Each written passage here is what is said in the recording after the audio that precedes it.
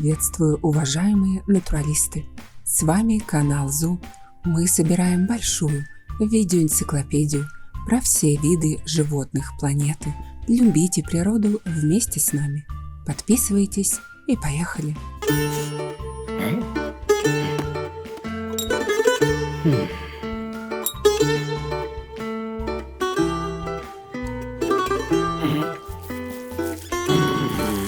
Очковый медведь, также называемый андским, коренной южноамериканский житель.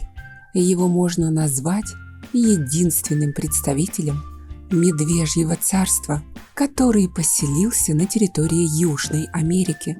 На самом деле этот мишка не слишком большой и имеет интересную расцветку морды, за что и был прозван очковым. Печально, но в наши дни эти медведи считаются большой редкостью. Их осталось совсем мало. Очковый медведь относится к хищникам из медвежьего семейства. Он единственный в своем роде из подсемейства короткомордых медведей, который дожил до наших времен. Зоологи полагают, что этим он обязан своей способности взбираться на высокие деревья, растущие в лесах Анд. Ближайшим доисторическим родственником очкового мишки ученые считают гигантского короткомордого медведя, который обитал еще во времена ледникового периода и вымер приблизительно 12 тысяч лет назад.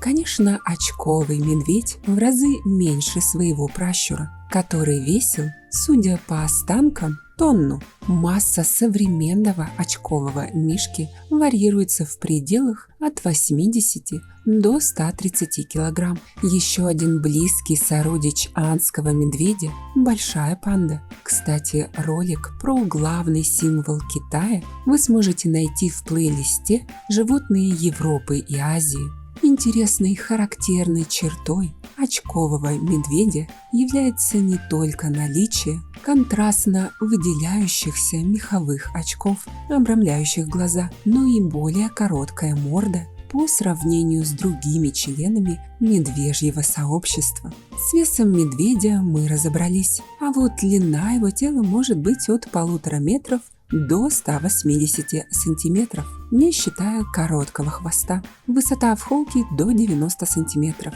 Самочки гораздо миниатюрнее самцов и весят меньше. Голова у медведя аккуратная, но мощная. Морда слегка укорочена. На ней имеется маска светлого цвета, которая и напоминает очки. Ушки у хищника небольшие и округлые. Глаза тоже маленькие.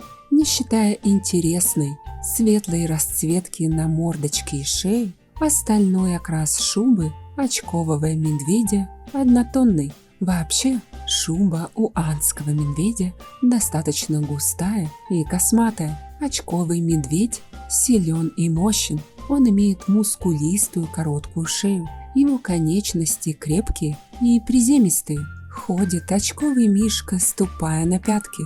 Передние ноги гораздо длиннее, чем задние, поэтому медведь прекрасно лазает не только по деревьям, но и взбирается на скалы. Интересной особенностью строения скелета очкового медведя является то, что он имеет 13 пар ребер, когда как у остальных медвежьих их по 14. Облюбовал очковый медведь горные лесные массивы, находящиеся на западных андских склонах. Медведь прекрасно себя чувствует на высоте более 3 километров. Он отлично перемещается по отвесным скалам. Однако ошибочно думать, что медведь имеет постоянную прописку только в горной местности. Он может жить и на открытых пространствах лугов, саванн и в густой поросли всевозможных кустарников. Главным условием выбора постоянного места жительства у медведя выступает не ландшафт и климат, а наличие пропитания и его доступность в том или ином месте. Все как у людей. Очковый медведь занимает почетное 2-е место по поеданию растительной пищи. На первом месте этого веганского пьедестала находится большая панда. Это странно для хищника, но меню очкового медведя на 95% составлено из растительного рациона, и только оставшиеся 5% составляют еду животного происхождения. Для большинства хищников растительная пища очень тяжела для их желудка, что осложняет процесс пищеварения. Но у очковых медведей с этим полный порядок. Эти животные могут есть даже очень твердую кору деревьев, ведь они имеют в своем арсенале мощный и крепкий челюстной аппарат.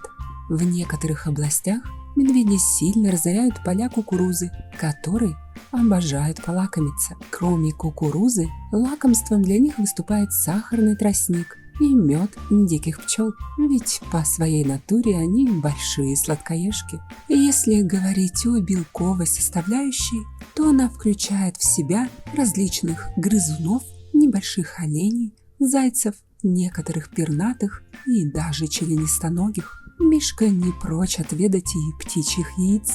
Кстати, очковый медведь имеет очень длинный язык, который используют для того, чтобы поедать термитов и муравьев, варварски разрушая их жилище. Очковые медведи предпочитают одиночество, обзаводясь парой лишь на время брачного периода.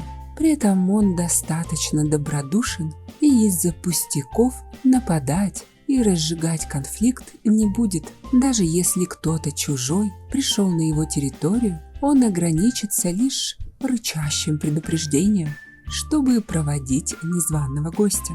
Обычно они уходят от нежелательных встреч, например, с человеком, взбираясь на высокие деревья. Там, высоко в кроне, около 30 метров в вышину, медведи сооружают себе что-то наподобие платформы, где они отдыхают и хранят свои съестные запасы. Агрессивность могут проявлять только медвежьи мамаши, которые готовы на все, чтобы защитить своих косолапых отпрысков.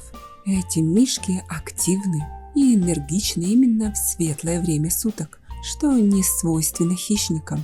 Зимняя спячка для них не характерна, да и берлоги они устраивают очень редко. Самочки становятся половозрелыми к 3-летнему возрасту, а самцы к 6 годам. Брачный сезон, во время которого животные образуют пары, длится с начала весны и до середины осени.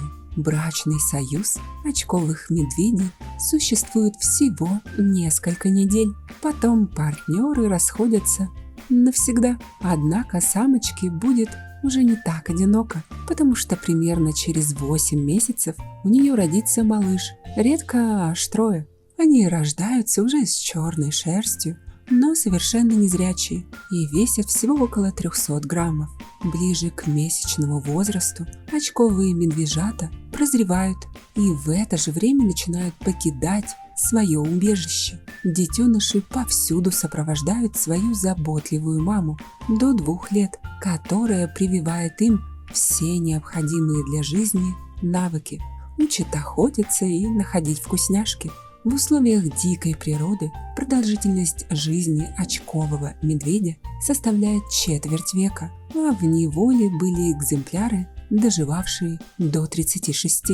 Врагов у очкового медведя немного. В диких естественных условиях наибольшей опасности подвержены недавно родившиеся медвежата и неопытный молодняк. Угрозу для них представляют лишь пумы и ягуары.